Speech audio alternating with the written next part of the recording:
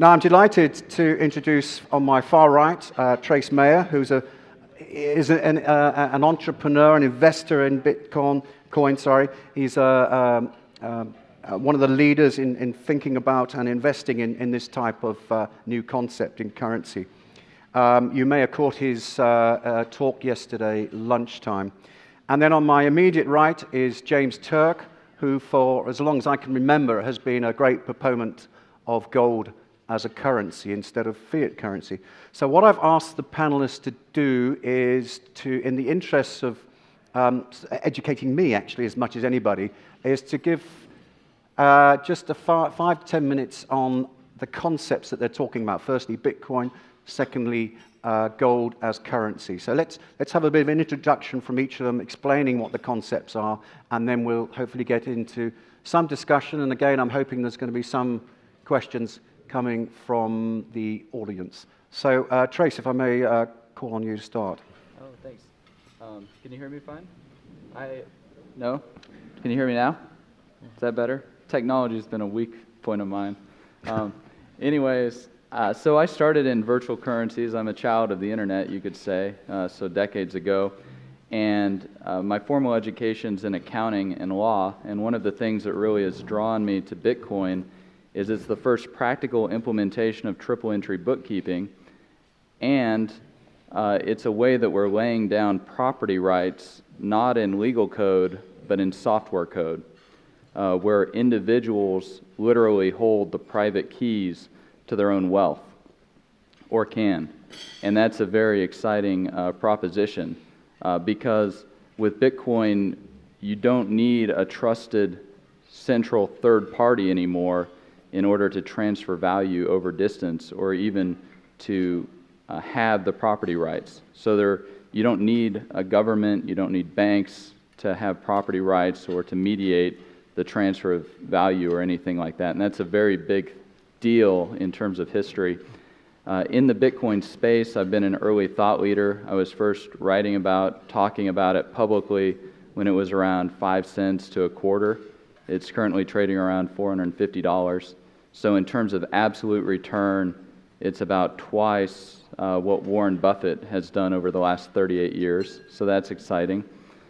He calls it a mirage, which I think is an inaccurate statement because Bitcoin is real in the sense that it's based on the laws of mathematics and the laws of computer science and the laws of thermodynamics.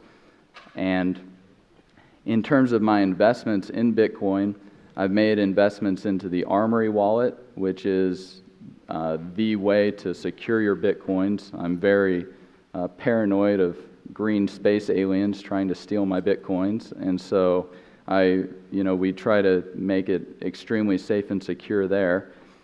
And I've also invested in BitPay. I was in their seed round. They're the largest merchant processor. They're currently processing about $30 million a month of Bitcoin transactions for merchants.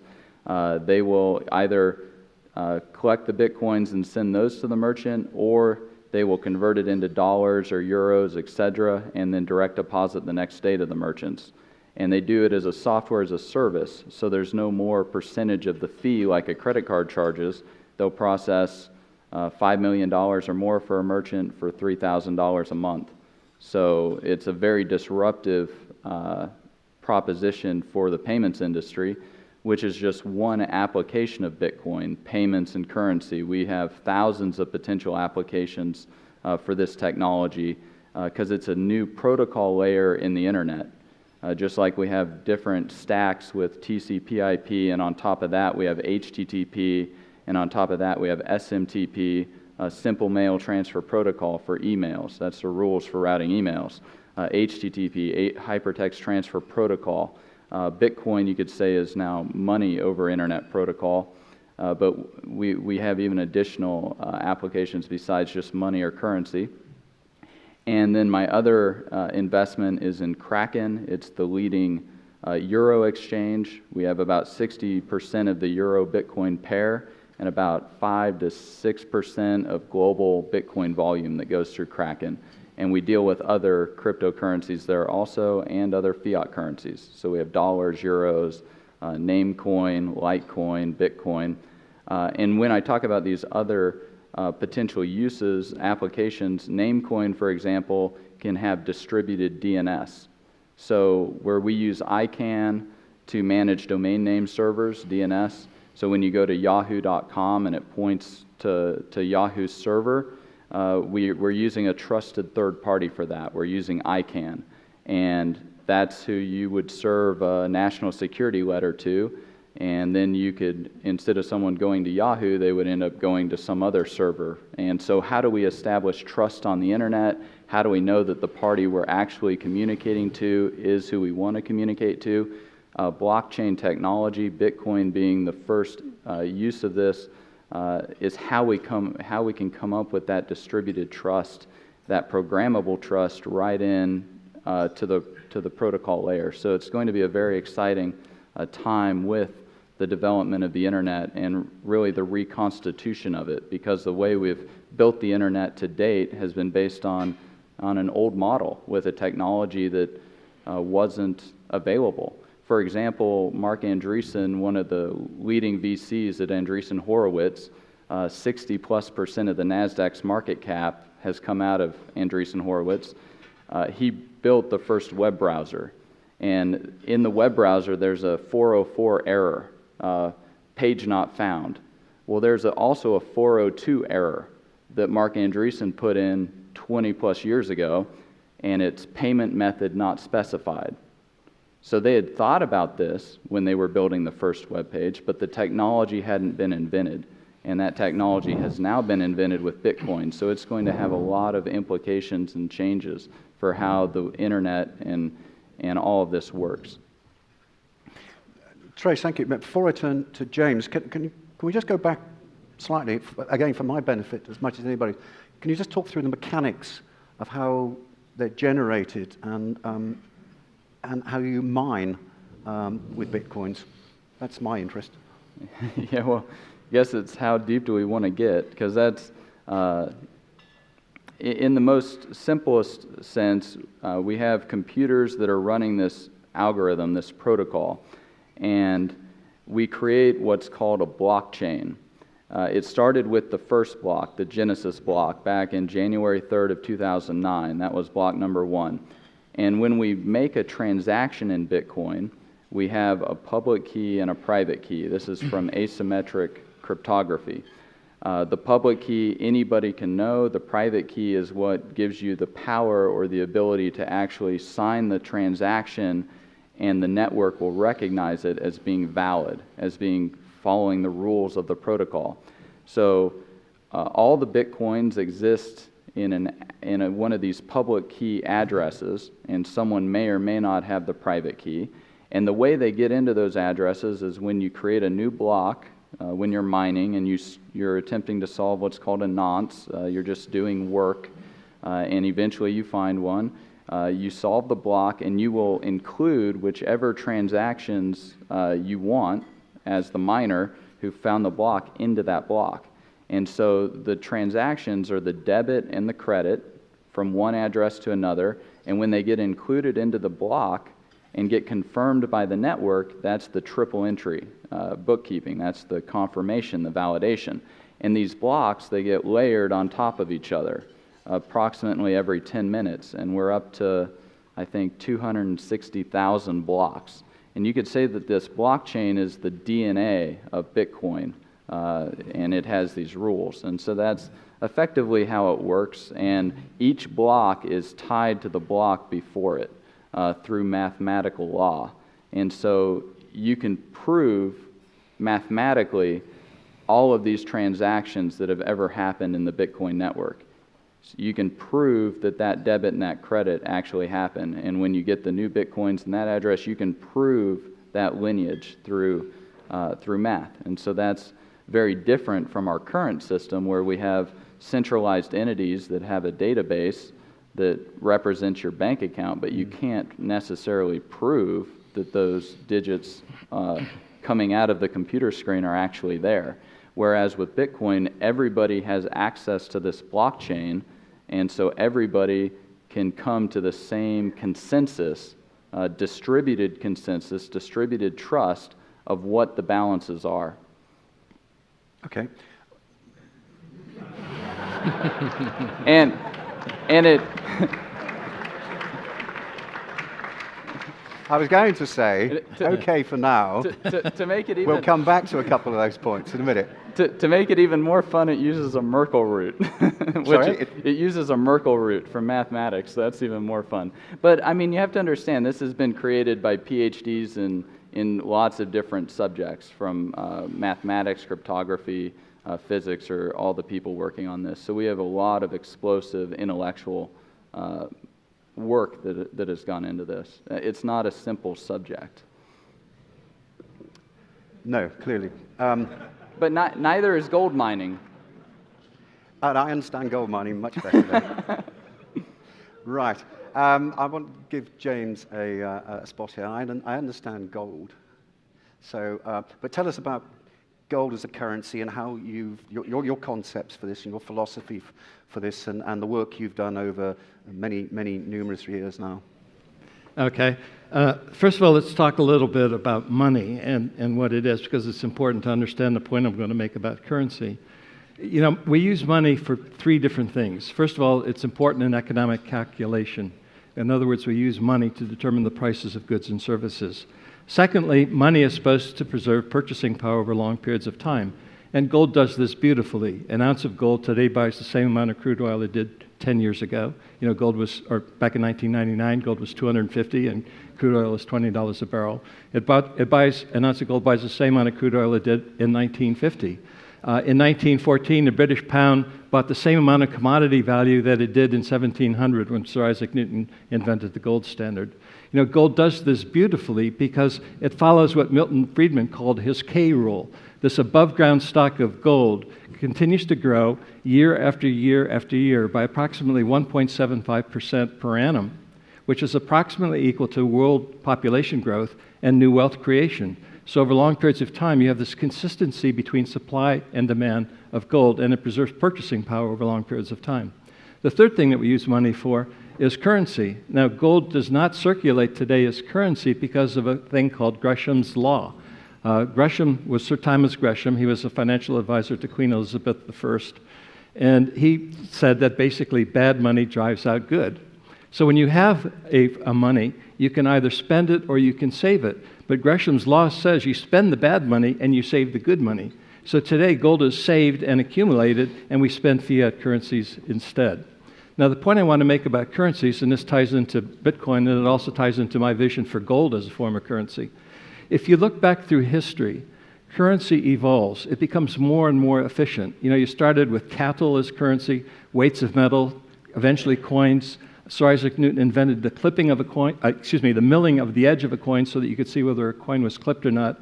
Then along came paper currency, which again was more efficient and less costly than moving coins. Along came wire transfers. Before wire transfers, checking accounts, wire transfers. 1950s came plastic cards, and today we're talking about digital currency. Now, the thing about digital currency, and in fact any improvement technology in the development of currency, it's actually a good thing, because what you want to do is you want to eliminate as much as possible all of the impediments to commerce. You want to eliminate those impediments that keep us from interacting with one another. And one of the big impediments is the cost of making a payment. You know, whether you're making a payment, you know, across town or across the globe, there's a cost associated with that. And each of these developments of currency have made currency more efficient and less costly, and that's what digital currency brings to the table. It's a much more efficient form of currency using today's technology, and I think that's the key point that I want to make. Now, there are two ways you can look at digital currency. You can do what we were doing in gold money, which is basically digital gold currency, where the gold stays in the vault, and you click, using your iPhone or your computer, a weight of metal from you as the payer to some individual as the payee. The gold stays in the vault, but the ownership transfers instantaneously from the payer to the payee to make that payment. Very, very low cost and very efficient. The disadvantage is that governments don't like that. They don't like gold competing with their own currency, which is fiat currency. But you have now the development of yet another type of digital currency, which is cryptocurrencies. Now, I talk about cryptocurrencies in a general sense because Bitcoin happens to be the first mover. Whether Bitcoin is a survivor will depend on what other cryptocurrencies develop in time. But the key here is that we should all take away Cryptocurrencies are as important development in the history of currency as any one of these other technological developments that I mentioned, over the last, 1,000 years. How it's all going to develop and play out in time, we will only have to wait and see. But I would like to bring one other point to bear on this conversation, because when you're talking about gold, you cannot avoid the issue of politics.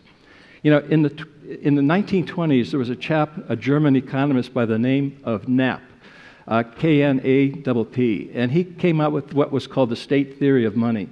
It's really the state theory of currency, because his basic point was that if you can control the currency, you can control the economy, you can then control people.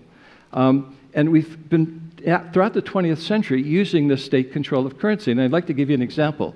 Gold can be confiscated. In the 20th century, it was confiscated by Lenin in Russia, Mussolini in Italy, Hitler in Germany, and Roosevelt in the United States.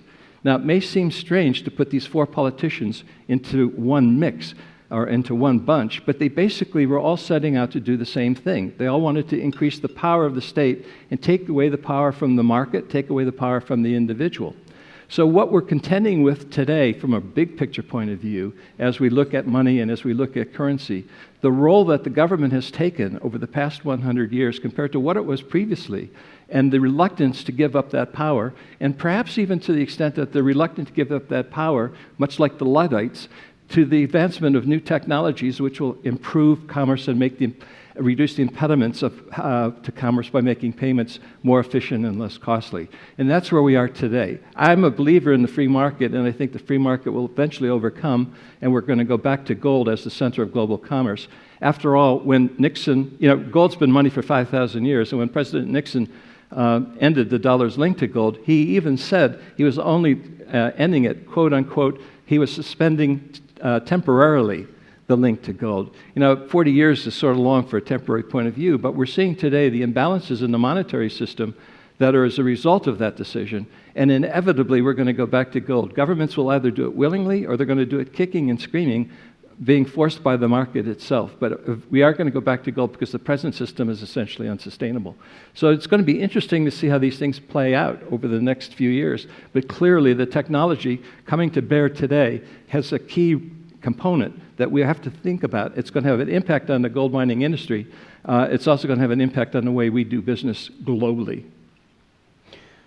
So technological developments sequentially are leading to this cryptocurrency.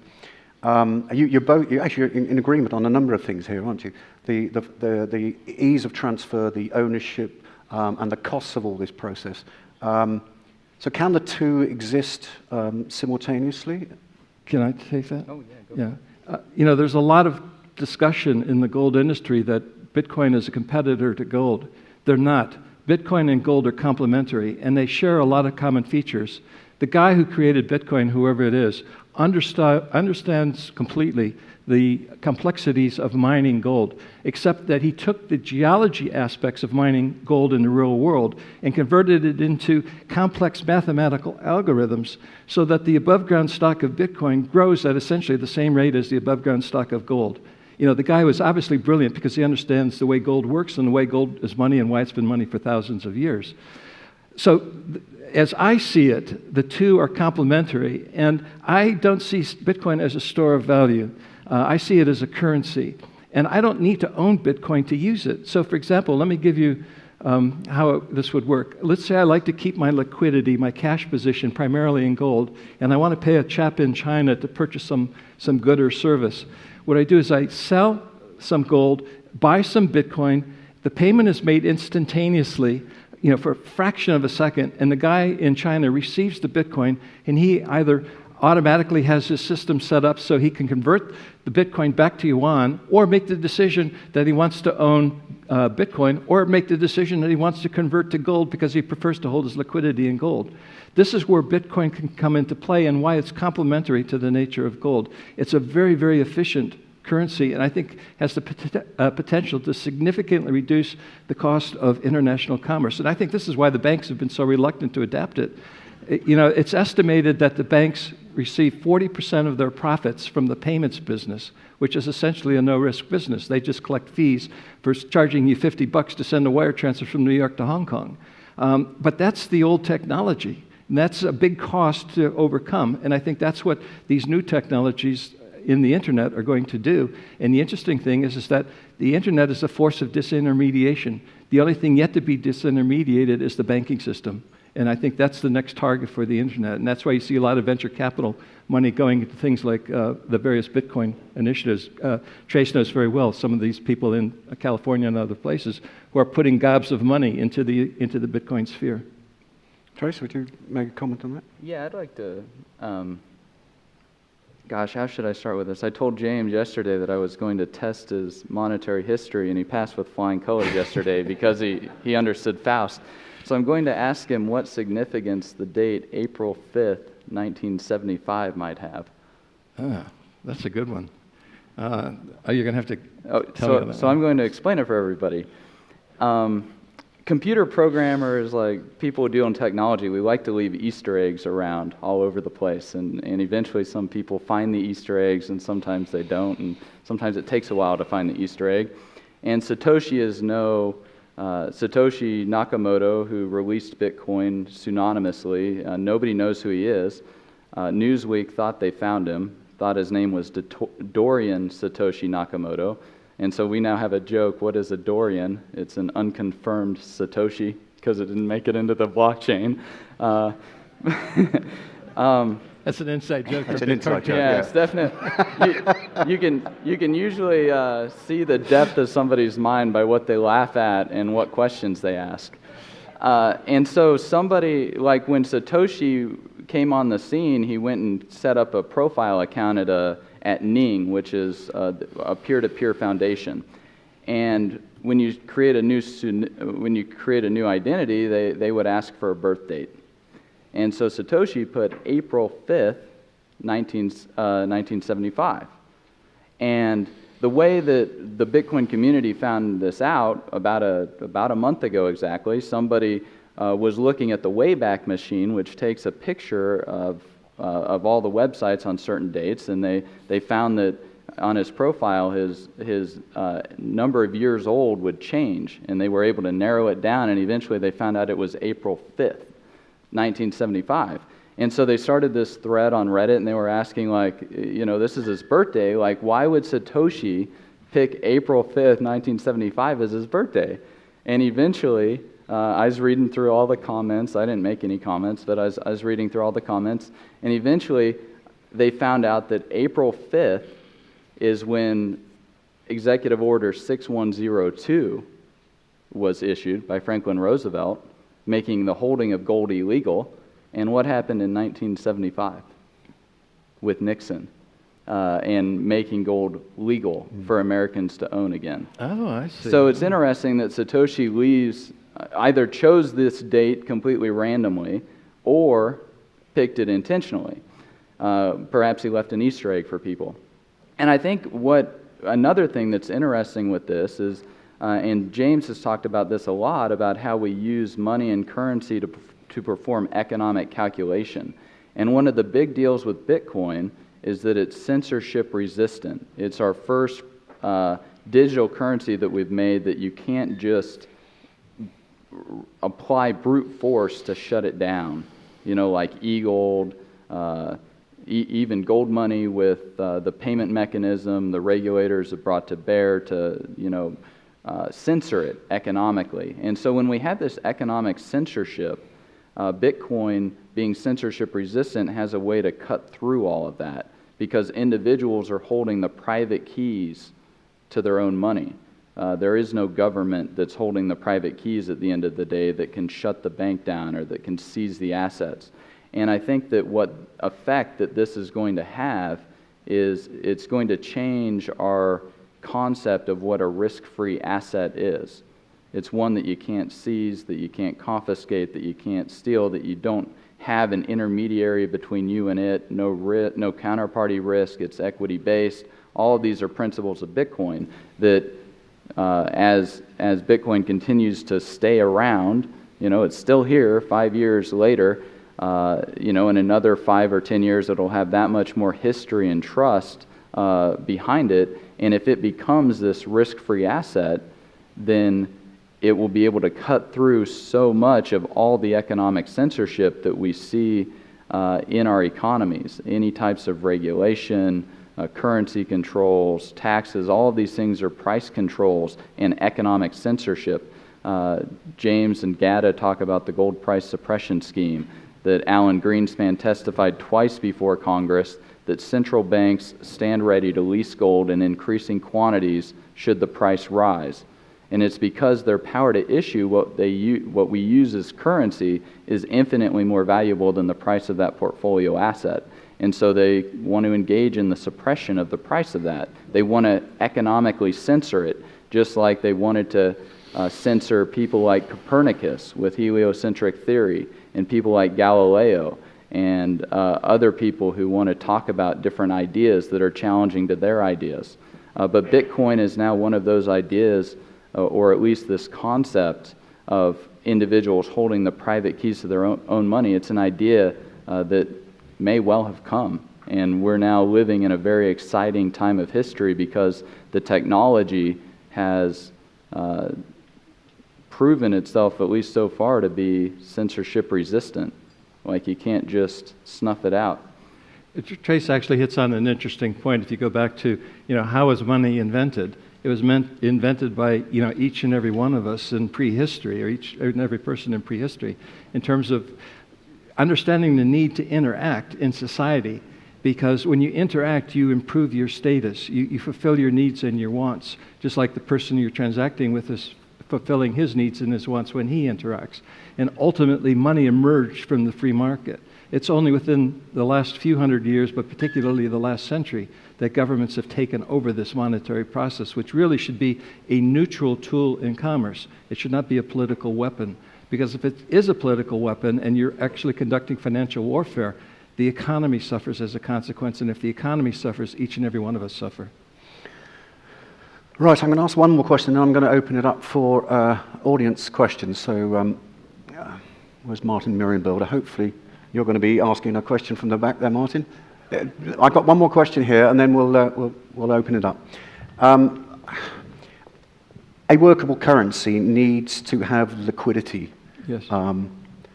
What are the limits on liquidity for gold money and on Bitcoin? You want to go first with Bitcoin? So with Bitcoin, we've currently got about $30 million a day of the equivalent of Forex volume. So it's still tiny, nascent currency. Its total market cap's around $6 billion, which would put it about, in terms of countries, about 100, around, I think, the size of Guatemala's money supply. And in terms of transactions that are actually happening, we estimate it's probably around $30 to $40 million a day. BitPay alone processes over $30 million a month of Bitcoin transactions. So still very much a small, nascent, growing economy, but what do you expect for magic internet money, right? But isn't there some limit to growth in as much that you need the computer hardware, in fact, needs to be, the computer processing power needs to be growing the whole time, isn't that right? To generate... No, the processing power, the Bitcoin network will actually self-adjust every 2 weeks, whether the processing power contributing to the network is going up or going down. And that's what regulates the supply of Bitcoin. So it'll become more difficult to earn Bitcoins or less difficult. And so you don't always need the network to be growing in terms of processing power. But even in terms of processing power, that is what does secure the network. And I would say that it's vastly oversecured even today. We've got, if you took the 500 largest supercomputers combined, their processing power would be like 1/5000th of the Bitcoin network. I mean, it's minuscule. It's by far the largest distributed computing system in the world. So I don't think it faces too much of a threat from processing power. And in the information age, math is money. And so the Bitcoin's ability to do that math far surpasses anybody else's ability right now, unless there were a coordinated effort by some medium to large size nation state to specifically target the Bitcoin network. And even if that were to happen, we could make small changes to the code and make all of the hardware obsolete, and then move over into another cryptocurrency like Litecoin or whatever to continue the ability to transfer value over distance. So, and then they would have to spend hundreds and hundreds of millions of dollars to compromise that one, and then we'd make a few changes to the code and move to another one. And it doesn't cost us anything to move to the code other than whatever sunk value we had in the previous one. But we could even write it so that you could move basically have the balances of your coins be able to come over into the new one. And so then people wouldn't lose what they've saved in that system. So it's very much a force multiplier in that sense. James, is there any limit to using gold? Yeah. You were talking about the growth in gold production and gold and the world population. Yeah. We might have seen peak gold already. We've heard today how difficult it is to find new good gold deposits. Grades are lower and all that. So I'm not a believer of the peak gold theory. The technology always comes along to enable us to continue growing this above ground stock for 1.75% per annum. And I wrote a monograph last year called The Above Ground Stock of Gold, Its Importance and Its Size, and traced it back to 1492 and showed how we keep growing this above ground stock of gold. Today you have mines in Nevada where the old-timers in the 1980s walked across it because they thought it was dirt. But the technology of heap bleaching changed everything, and technology will continue to change things. So I believe that we will continue to grow this above-ground stock of gold. Another statistic that's interesting is, 100 years ago, to explain this technology point, in South Africa, you could sink a shaft maybe 1,000 feet, and it would cost this much gold. Well, today it still costs this much gold, but the technology allows you to go down 3 meters. 3 kilometers on the same weight of gold, because the technology has improved so much over time. It's just one of these characteristics of gold preserving purchasing power to do things over long periods of time. But in terms of the liquidity point, gold is the opposite of Bitcoin, which is understandable. Gold's been around for 5,000 years. Bitcoin's been around for 5 years. Gold is really one of the world's most liquid assets. But I will say that there's some provisos on that. And I'm speaking here as someone who's been involved in the gold industry for several decades. And I used to manage a sovereign wealth fund for one of the very wealthy Middle Eastern countries. So I'm used to dealing in gold in size and seen the market over many different types of conditions. The general rule of thumb is it's very easy to sell gold in size, but very hard to buy gold in size, and that's particularly true today.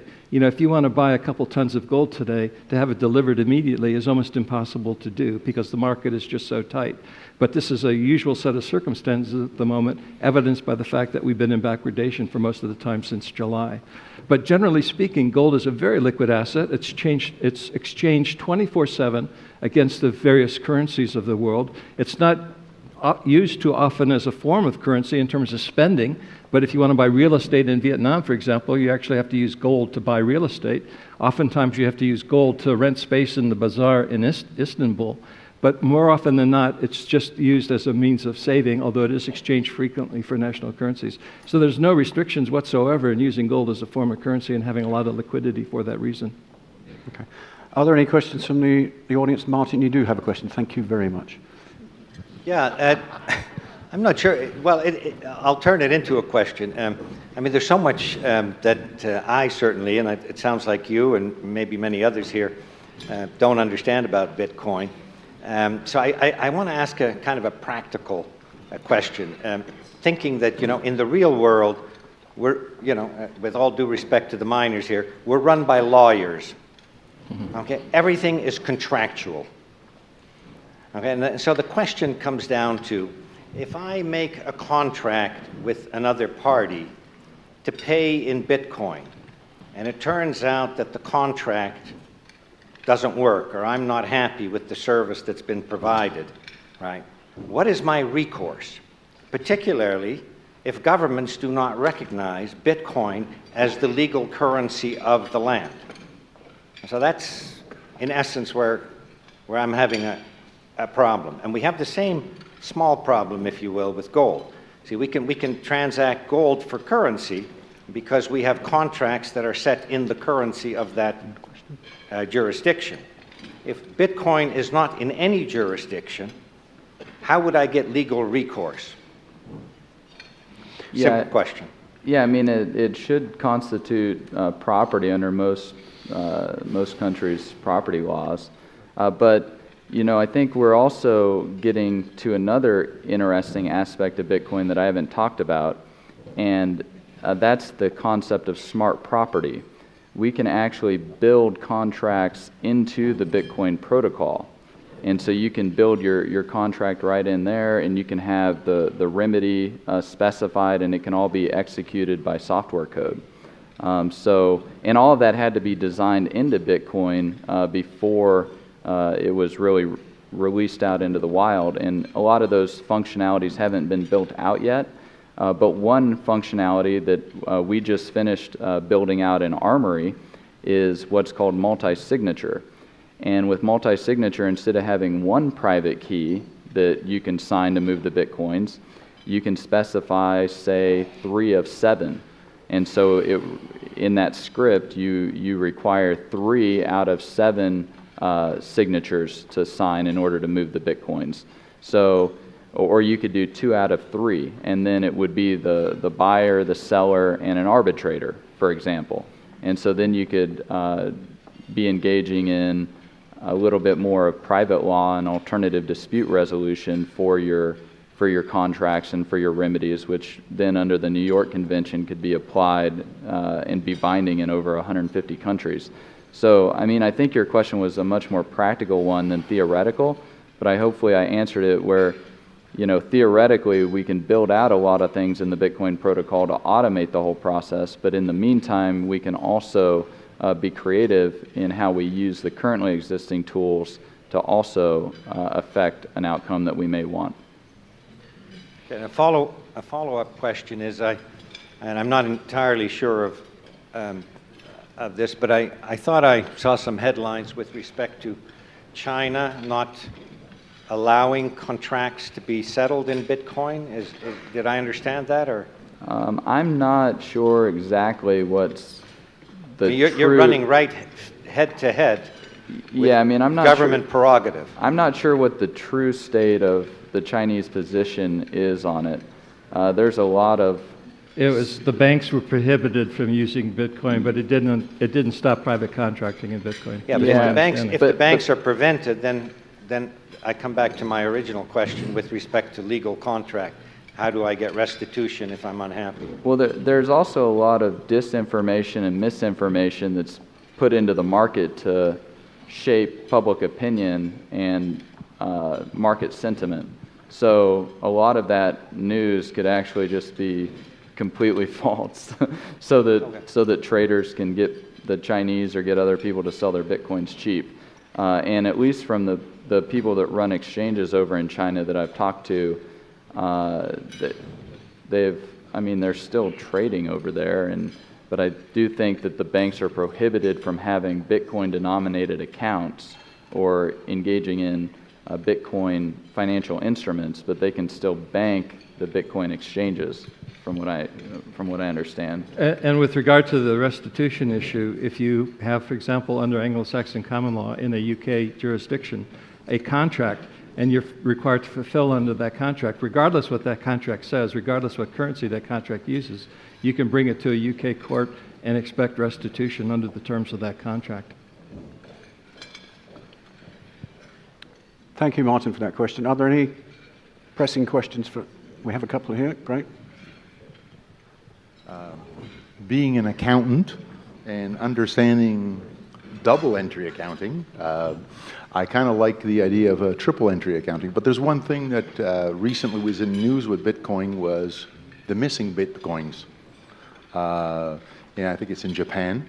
So you said distributed trust, but you also said that for every debit it's a credit. We understand that part. But you also said with the algorithms you could trace the origin and where it is. How come you can't trace where that money disappeared, that Bitcoin disappeared? Yeah, so all of those customers, they trusted Mt. Gox with the private keys, and they sent the Bitcoins to Mt. Gox, and Mt. Gox didn't necessarily tell them where they were sending the Bitcoins from there. They didn't. submit to audits. It's very ironic that Satoshi would release something that removes the need for a trusted third party, and the first thing the Bitcoin community does is create a trusted third party. And then it's not really a surprise that that trust got abused. We've seen that trust be abused with gold storage, with dollars, with euros, etc. MF Global, MF Global, regulated Revco, entities. Bank of America, Lehman Brothers. I mean, there's a reason we have a lot of this regulation in place, and Mt. Gox just abused the trust. But it's not a problem of the Bitcoin protocol. It's the problem that individuals trusted somebody that they shouldn't have trusted, and they learned after the fact. I didn't lose anything in Mt. Gox. I didn't trust them. I had no reason to. We're working on it. Okay, I think we have, I'll take one more question over there, and then we ought to wrap things up. Thank you. No, we don't have a question now, okay. Just wanted to say hello to you. Oh, yes. Oh, sorry, that gentleman there had his hand up earlier, so I'll take that one. Is yours a quick one? Oh, he passed. We're all passing now. Oh, here. Oh. Sorry. Yeah. Thanks.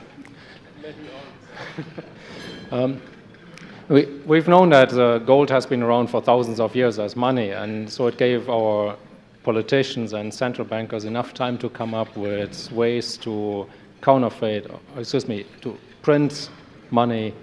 And the solution in the case of gold, of course, has been the supply of paper gold. I guess Bitcoin or cryptocurrencies haven't been around for long enough, and politicians are still trying to figure out what to do with them. And so that's one reason why I think cryptocurrencies are probably the closest proxy to where the gold price would be in a free market. And it would be interesting to see maybe cryptocurrencies or an index of cryptocurrencies compared to James's fair price of gold, where it should be.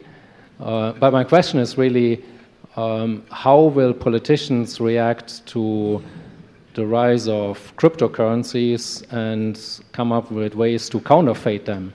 And probably one of the ways people are considering is quantum computers. So how do you talked about computing power earlier, so how would you react to the possibility if quantum computers, and the NSA is probably already working on one, becomes a reality? How could that become a threat to cracking cryptocurrencies and counterfeiting them? Yeah, I mean, it could become a potential threat. None of the core developers on Bitcoin and the community is not really worried about it at all right now because it's not even on the horizon. But we've seen with previous encryption algorithms, in a lot of cases we see the threat coming long in advance, and we're able to make modifications and changes to avert that. And we can do the same thing with Bitcoin. We could switch from like SHA-256 to SHA-512 if we needed to, or we could switch to a whole different encryption algorithm, although that might require a little bit more consensus from everyone in the network. But we've seen that when there is a threat posed to Bitcoin as a whole, for about a year ago exactly, there was an inadvertent hard fork to the network, which it was about the worst thing that could possibly happen. And everybody who was somebody in the community, their cell phones lit up with text messages. Everybody converged in the Bitcoin development channel on IRC. Within 23 minutes, the problem had been identified. A potential solution had been floated. Several potential solutions. The solution that would have the least effect on the average user was decided upon. All the key decision makers that were needed to agreed to that course of action. And within about 5.5 to 6 hours, the inadvertent hard fork was brought back, and there was really no significant effect on any average user. And there were some people who were negatively affected, and a charity fund had been created that rewarded them for what they had lost or would have potentially lost had they not chosen that plan of action willfully. And so, you know, you got to keep in mind that there are a lot of people with a lot at stake in Bitcoin, and even though it's a distributed trust consensus network, if there is any threat to it, whether it's technological or political or whatever, a lot of these minds get very focused very quickly on figuring out what that threat is and how to neutralize it. If I could just add one thing to that, you know, based on today's technology, it's impossible to crack the algorithm that drives Bitcoin. Could that change in 5 years? Yes. You know, the future's unpredictable. We just don't know how technology is going to develop. But you can say the same thing about gold. Nobody today knows how to turn lead into gold. Could that change in 5 years? Yeah, in theory, supposedly it could. You know, there's nothing in the world that's risk-free. You just have to keep abreast of, you know, what is undervalued and continue to position yourself in those things that work for you. Thank you. One final question. I think the bus is going to leave. Patrick, yes, it's me. It's just two very short questions. One simple one is, how are you financing yourself? I mean, where do you make your profit? Is it on transaction? Is it collection fees, or what is it? How is it? And second question is, bank secrecy and money laundering. I mean, is there any way for governments really to monitor every single transaction? Go ahead. I'm just an independent entrepreneur and investor, and the companies I invest in, they have their own business plans. In terms of like regulation with regards to anti-money laundering and know your customer, BitPay and Kraken, which both interface with customers, they have AML policies that they follow and everything like that, and try to be compliant, and they work with regulators. In terms of the Bitcoin network, it's just a mathematical algorithm, so it doesn't care about any of that, and you can't really serve a mathematical algorithm with a subpoena or take it to court. And even if you did, like, what are you going to do, shoot it? Like, you can't solve a math problem with violence. So at the end of the day, it's censorship resistant in that regard. And so the network's either censorship resistant and immune to that violence, or it's not. And so far, it's proven to be immune to that violence that would be exerted by state actors or drug cartels or whoever it is. And if Bitcoin is not immune to that, and an attack vector is found that it's not immune to, then it's just not fit for purpose as a censorship-resistant medium. And generally speaking, with regard to profits, if you accept the notion that Bitcoin is a currency, you can make profits on Bitcoin the same way you make profits on a Swiss franc, or profits on a euro, or the profits on any currency. You provide services related to that currency that make it more useful, give it a higher utility to the people, to encourage them to use that Bitcoin and pay you for that service. You make a profit and stay in business. Thank you. Right, ladies and gentlemen, I think we're going to have to call it an evening there, because the first bus leaves at 20 past, the second one at 25 to 11. Thank you very much. Will you please thank our speakers, Trace and James?